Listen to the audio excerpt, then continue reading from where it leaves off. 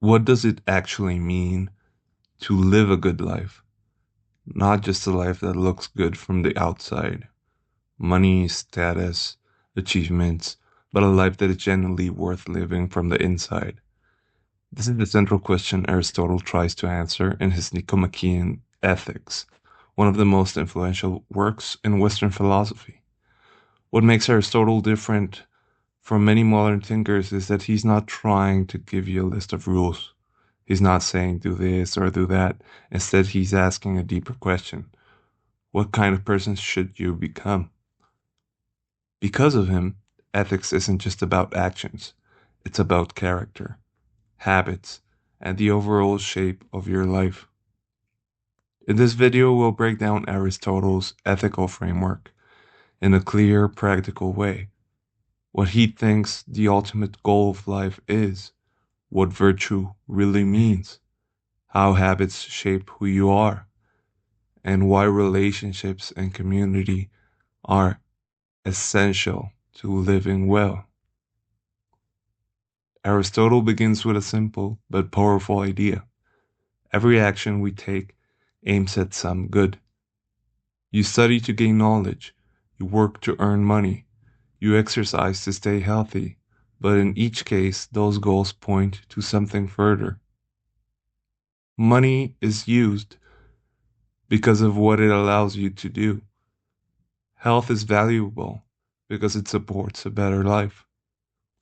So Aristotle asks, is there a final goal?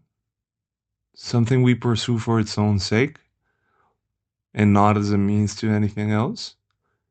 His answer is yes. He calls it Eudaimonia. Now, this term is often translated as happiness, but that can be misleading. It's not about momentary pleasure or emotional highs. Eudaimonia is better understood as flourishing, living a full, meaningful, and well-functioning life over time. It's not about how you feel in a given moment. It's about how your life measures up as a whole. For Aristotle, someone who experiences short-term pleasure but lives poorly overall is not thoroughly flourishing. And someone who faces difficulty but lives with purpose and excellence can be flourishing. So the real question becomes, what does it mean to flourish as a human being? To answer that, Aristotle introduces what's known as the function argument. The idea is straightforward. We understand what it means for something to be good by understanding its function, what it means to do. A good knife cuts well. A good eye sees clearly. So what is the function of a human being? Aristotle's reasons that it can't just be living. That's something plants do. It can't just be perception or sensation. That's something animals do. What sets human apart? It's our capacity for reason. We can think abstractly, deliberate about choices, reflect on our actions, and guide our behavior based on principles. So Aristotle concludes that the human function is rational activity, living in accordance with reason. And from that, he draws a key conclusion. A good human life is one where this rational capacity is exercised well. That's where virtue comes in. Virtue, for Aristotle, is not about following rules or obeying external commands. It's about developing a certain kind of character, a stable disposition to act in the right way, at the right time, and for the right reasons. Virtue includes traits like courage, honesty, generosity, patience, and self-control. But Aristotle adds a crucial nuance.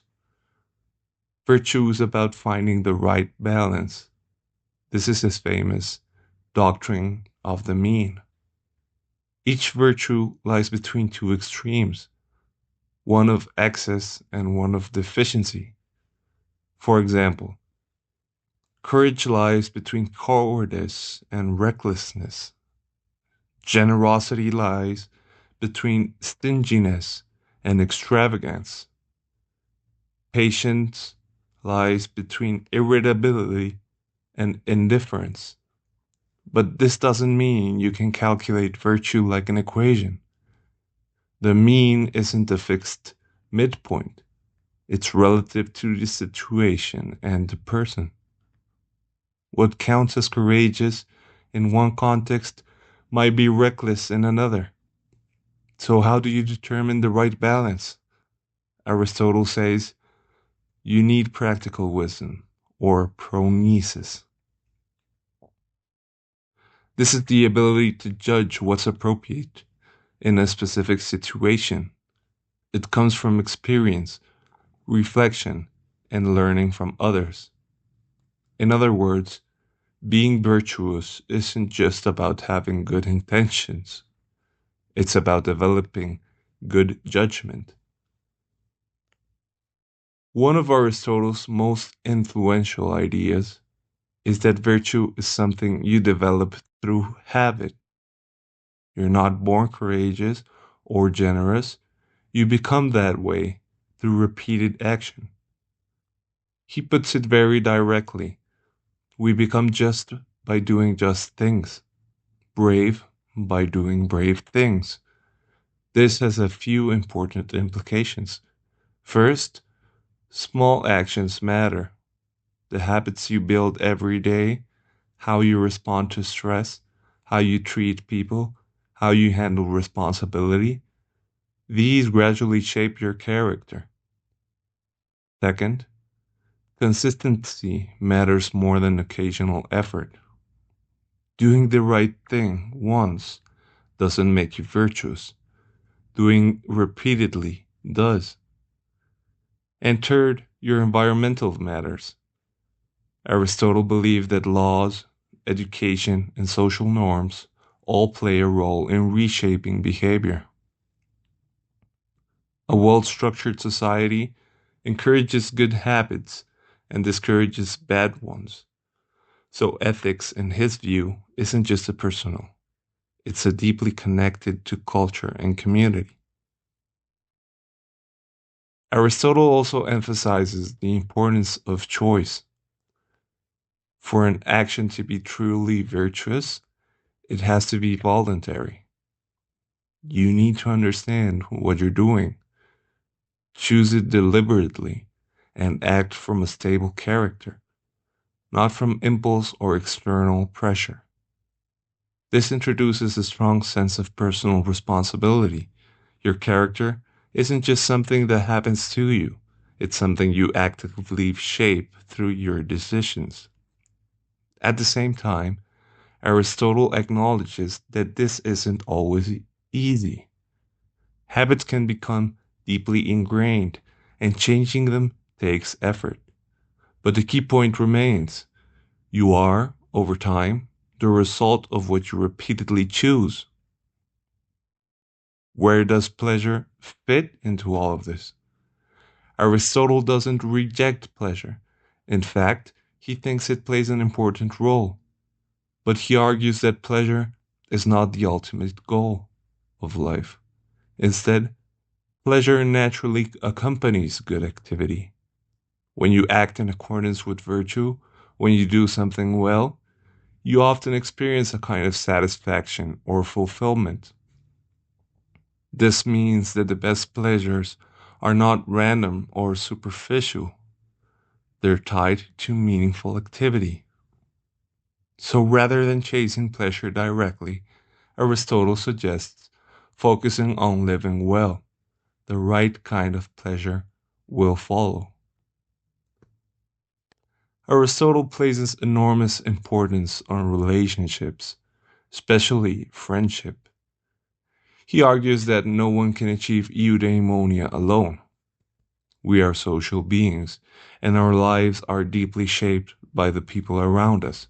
He identifies three types of friendship: friendships of utility, based on mutual benefit, friendships of pleasure based on enjoyment and shared interests, and friendships of virtue based on mutual respect for each other's character. The third type is the highest and most enduring. In these friendships, people value each other not for what they get, but for who the other person is. These relationships also reinforce ethical living. Good friends challenge you, support you, and help you grow. In that sense, friendship is not just part of the good life, it's one of the conditions that make it possible.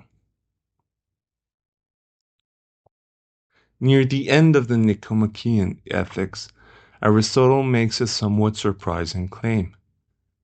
He says the highest form of life is one devoted to contemplation, the pursuit of knowledge and truth. Why does he think this? Because contemplation fully expresses our rational nature, which he sees as a defining feature of being human. It's also relatively self sufficient and can provide a deep, lasting kind of fulfillment. However, Aristotle doesn't ignore practical life. He recognizes that most people have responsibilities, work, family, social obligations. So the ideal life for many is a balance, engaging in virtuous action while also making space for reflection and intellectual growth. So, what does Aristotle ultimately offer us? A way of thinking about ethics that is less about rules and more about development. The goal is not just to be the right thing occasionally, but to become the kind of person who naturally does the right thing. That involves cultivating habits, exercising judgment, building meaningful relationships, and using your rational capacities to guide your life. It's a long term project, something that unfolds over years, not days. And maybe the most practical takeaway is this: your daily actions matter more than you think. Because according to Aristotle, they're not just things you do, they're the building blocks for who you become. So if you're trying to live a better life, the question isn't just, what should I do today? It's what kind of person am I becoming by doing it? Thanks for watching.